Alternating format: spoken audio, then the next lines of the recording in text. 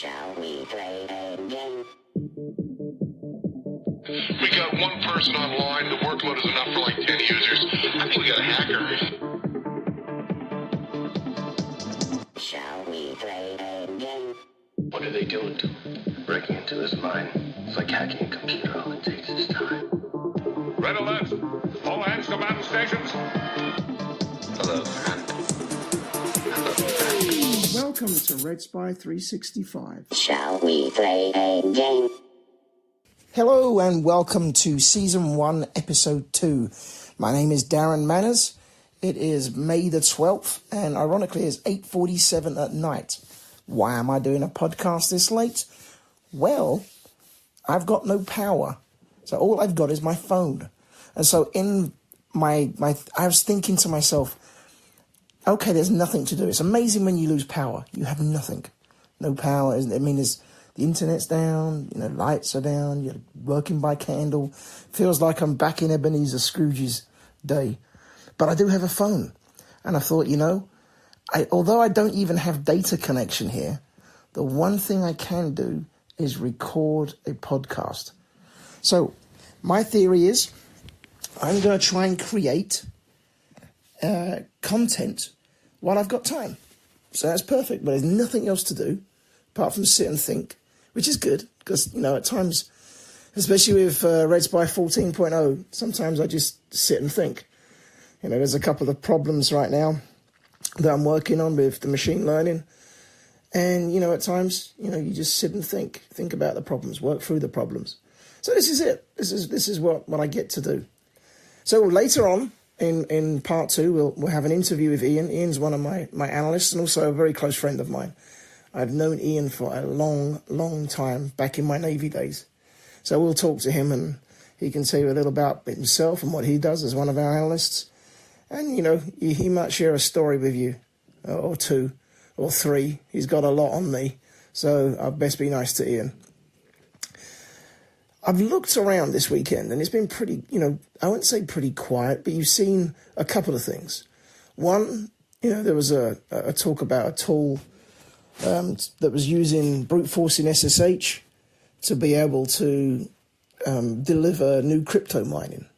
And that piqued my interest, because if you listen to some of my morning podcasts, we've always said that, it's interesting right now how there's been a switch from, ransomware to Bitcoin mining, based upon the fact that, hey, it's where the money is. They're going to, right now, Bitcoin mining, Bitcoin dropped. And I thought to myself, well, maybe they do both. Maybe they switch and start doing both, but to see a Bitcoin mining attack was kind of interesting.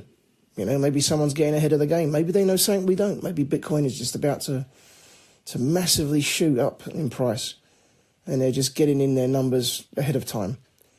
But it is interesting, and it excuse me, it is interesting to see that as you see Bitcoin mining increase, it usually is associated with the Bitcoin price. So it was kind of odd to see something slightly out there. Maybe it's because ransomware is so in your face.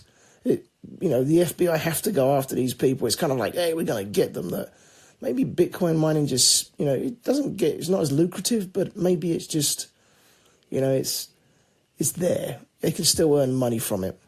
So it's been a good weekend. It's been interesting. The other interesting point about that is, the attack was via SSH. And of course, I always talk about threat surface and how you reduce your threat surface to the world. When we talk about threat surface, these are your ports and services that you have accessible to the big wide world. I'm not talking about that, SSH session that you may have open because there's one company has access to it. Although, bear in mind there is supply chain attacks, and we're seeing increasingly supply chain attacks. But imagine that, if you don't need, if you think, okay, company A calls you up and says, hey, we want to monitor your HVAC system. It's all part of the free service. But what we need you to do is open port X. And you say, that's fine. But what is your source port? And I say, we don't know. We're going to come from various locations. Really, at that point, you say, kind of weird. But, I'd like you to come in via my VPN, and we can control access. maybe two-factor authentication. Or maybe if you do have to use SSH, and you don't give us a source IP address, maybe we can use, again, that two-factor authentication, a certificate. So it's always, I always talk about, threat surface reduction. If you have a business need, that's great. If you have to expose certain services and ports to the big wide world, that's fine too. The interesting thing is you'll see a lot of attacks, and I've seen this time and time again, where you'll see one service under attack. And someone says, look, we're seeing all these attacks coming in from China and North Korea, or China and Russia, or somewhere else. And they turn around and say, well, okay, we're just going to block that port range. And they'll go in and do all the ACLs, and they'll make sure that, they're not being able to be accessed from Russia. Then all of a sudden they'll start seeing the same attacks coming from somewhere like, a Rackspace account or an IP address VPN that VPNs in through the US.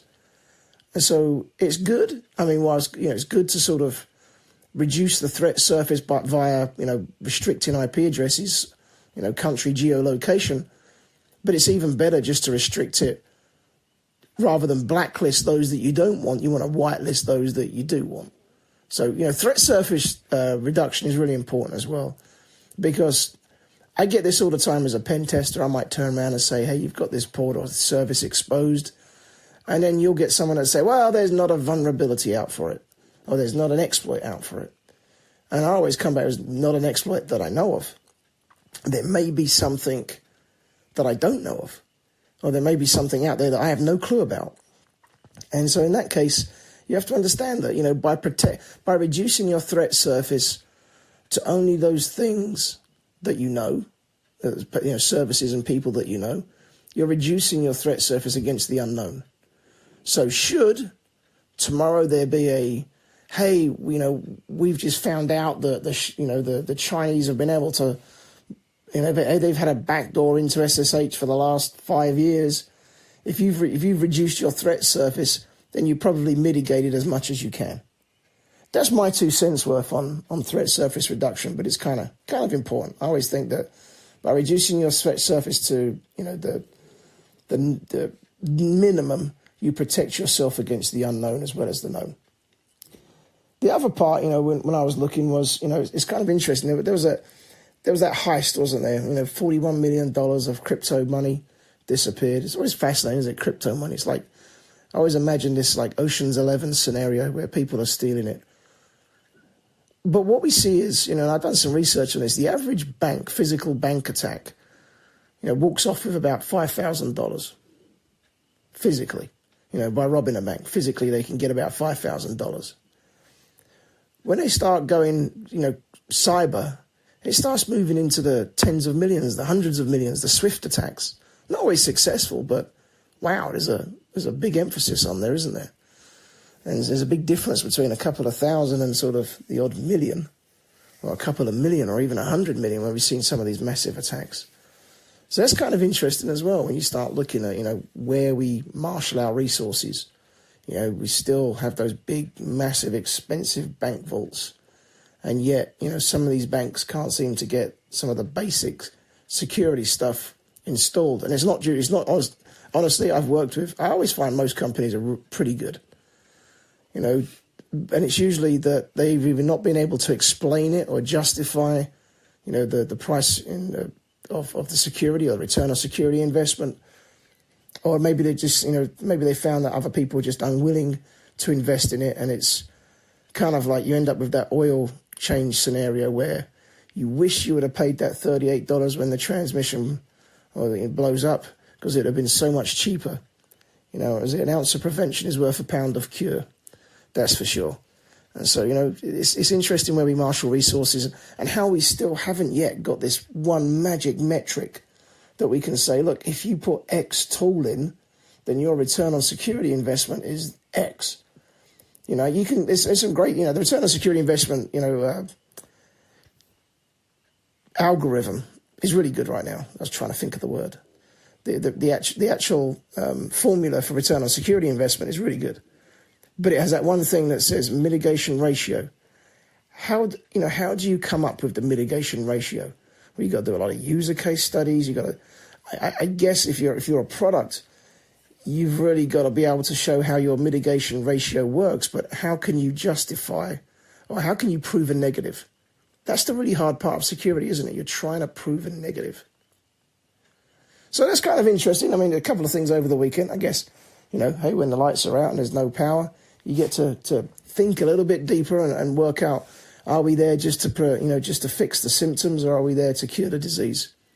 There's always seems to be, especially, and I've always said some of these bigger companies, the big security names, I think you're going to find they're going to be like blockbusters. They're going to be the blockbusters of security, because I'm seeing a lot of smaller, agile security companies coming through that are really doing what they say on the tin and are really trying to move things forward. And they seem to have that passion rather than sort of just keep upping the license fee and, trying to justify,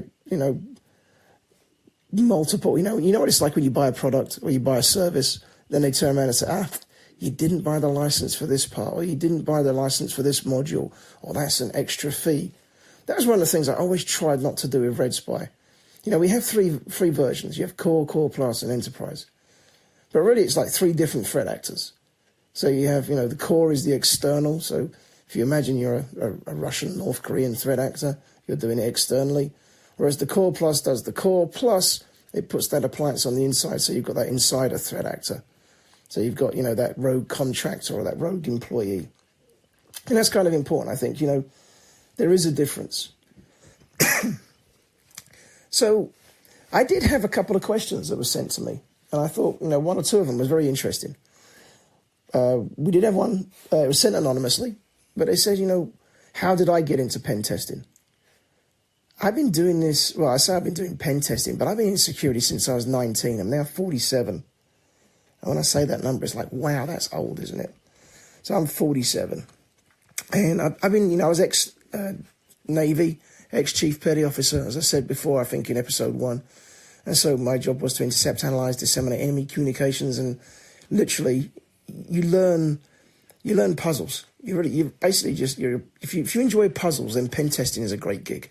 Because I always say, if you're an English teacher, Shakespeare 2.0 isn't going to come out tomorrow. But if you're working in pen testing, it's going to change all the time. So you better love technology. But I really got into it, through, attending some conferences. And really, security was, I was an information security officer.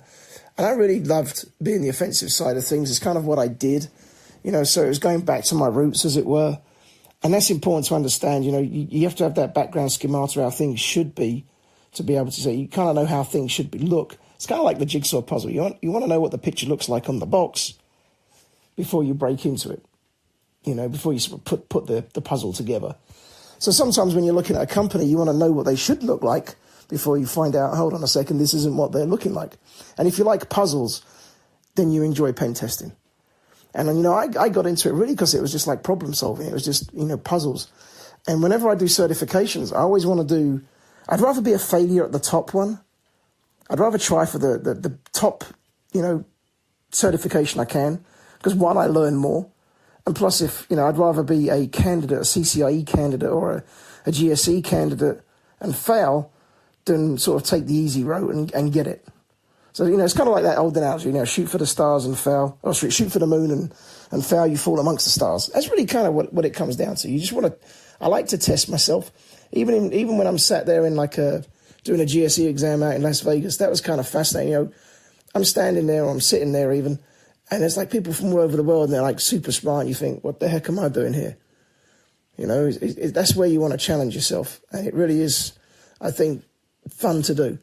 You got to enjoy the process. I mean, the failure or passing is just one thing, but the process is what you've got to enjoy. You've got to enjoy learning.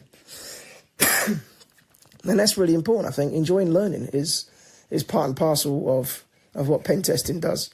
In fact, in any IT, it changes all the time, doesn't it?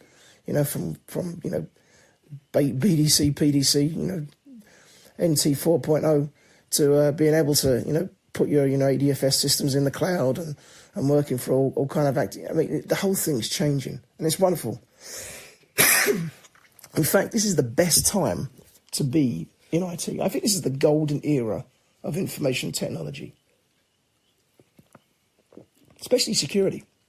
This is the wild west of security. We're getting attacks coming in. You're being able to attack test systems.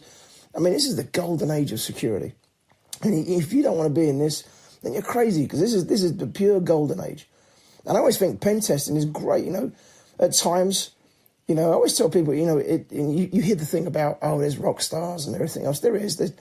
And, you got to be a ninja, and everybody's got to be a ninja. And that's, to a certain extent, that's fine. But we all got to start somewhere. And if you ever think you're smart, go out to somewhere like DEF CON, and you'll see some 13-year-old kid kick your ass. It's fascinating. It really, truly fascinates me watching these young kids coming up and how they're so embedded into security and how this is what they want to do. And so people always say to me, what skills should I work on? You work on your hard skills. You work on those ninja skills, those coding skills. I mean, basically now I think one of the skills you got to learn as well is data sciences, machine learning. Data mining, machine learning, not necessarily artificial intelligence, or even not necessarily the math, but the implementation and to understand how it works. But that's kind of, I think definitely there that you got to look at. So, how I got into it, I just love puzzles. And this is one big puzzle. You see networks as one big puzzle, and they are interesting. And each network is different. Each puzzle is different. Some people will look at it different ways. This is why sometimes it's an art form, not a science. And, you're trying to work out how you can get to the next level, and a lot of it is meticulous. Sometimes, it seems, I would say glamorous, but geez, it's really not glamorous. You're traveling half the time, you're sitting in hotels. It's the work is the glamorous part, the ability to be able to find the puzzle, find the way in that no one else has found. Or sit there and come up with something that no one else has found. That's the puzzle. That's the fun part. The certifications kind of get you to the level. They get you entrance to the door or entrance to the game. And then you're only as good as your next, your last pen test. You have to keep doing the pen test over and over again. And it's that passion where you got to look for those things. And, this is where I look at, there's parts, especially as a pen tester, you look at, okay, these are your certifications of guys that you want to hire, but what have they done? What are they doing? What are they contributing? And that's really, at that point, you go from what you know to what you do. And that's important to understand. It's a big jump from what you know to what you do. You got, like I said, you have to have a passion for this stuff. And you have a passion. If you do have a true passion for it, you'll start creating things because it's a creative game. Like I said, it's an art form, not just a pure science. So since it's a creative game, you're going to start to create content, and you'll start to create tools, and you'll start to, hey, I think I can fix this, or I can do this better. And that's really where, and this is really how Red Spy come along. When you start to see a problem, you think, I can fix this. As I said, Red Spy really came about when I was doing a test, and about 2 weeks later, the company was breached on an exploit that was released a week after I'd finished the test. And I was like, this sucked. It's a great point-in-time test. And, obviously there's findings in there that would help the defense in depth, and I get it. You want to be the onion, not the egg. We get it. But still, we've got to move to that real-time scenario. And I think the only way to defeat machines, offensive automated machines, is, with defensive automated machines. And like I said, I think it's going to be one big Ender's game. Everybody's going to be sat there just controlling bot armies to be able to defend. And you'll see penetration into your network. You'll be able to defend against it and then push that penetration back out. And I think that's really how I see the future. And I think also because pen testing is an art form, there's something that I'm working on right now in Red Spy, is a little bit down the road. But I think because it's an artistic, because you're creating artwork, as it were, I think you should be compensated for that creative work. So if you create some sort of creative content, much like a music CD or LP or whatever, I think people should be able to be compensated for that. And so that's something that I'm working with in Red Spy. It sounds a bit jumbled, because it is. It's still jumbled around in my head a bit. But the idea is that, if you're working on something, if you're working within Red Spy, we want to be able to sort of reward that work. So keep your eyes peeled on certain things, or you not necessarily eyes, your ears. And I've been told I have a gravelly voice. It sounds like I'm on brandy and cigars. But trust me, I'm not. It'll be way more interesting. In fact, with the power out, that'd be definitely more interesting, brandy and cigars. The other question that people was talking about was, what are we working on Red Spy right now? What's the latest thing that we're working on? We have 13.2 coming up. Like I said, previous podcast, I'm not going to go into that. But 14.0 is kind of where a lot of things are working. We're trying to create what we call the repository. The repository allows us to drop any tool. Remember we have 3 tools: integrated, scripted, generic. We drop any tool into that system, into the repository, and the decision support system can build scenarios based upon what the data set is. And the data set to us is your threat posture. In other words, what services, what ports, what versions, everything that you present to the world, the decision support system will look and say, you know what, I think these tools will be good. These are the tools that I think I could use to compromise the system, and then build a scenario based upon that. Sounds complex. It really is. It's very complex. But the execution is complex. But the actual UI and the ability to do this is going to be very, very simple. Hence why it's called a decision support system. One, it never replaces the analyst. You just can't replace an analyst. It just doesn't work like that. However, with a decision support system, you can prompt the analyst or even tell the analyst, say, hey, I have a scenario or something's changed, and maybe this scenario will work against this system. And then the actual analyst can pull the trigger. Again, much like Ender's Games, for us, pulling the trigger is executing that scenario, which goes off and builds the bots, which then goes and executes. So that's kind of like how things work. So why I've had a power outage. I've had a chance to chat to you all. Again, I need those questions. Questions make me seem interesting. But if you send those questions to me, I will do my best to answer them. Someone said, when was the last time I was back in the UK? I actually came back from about a month ago.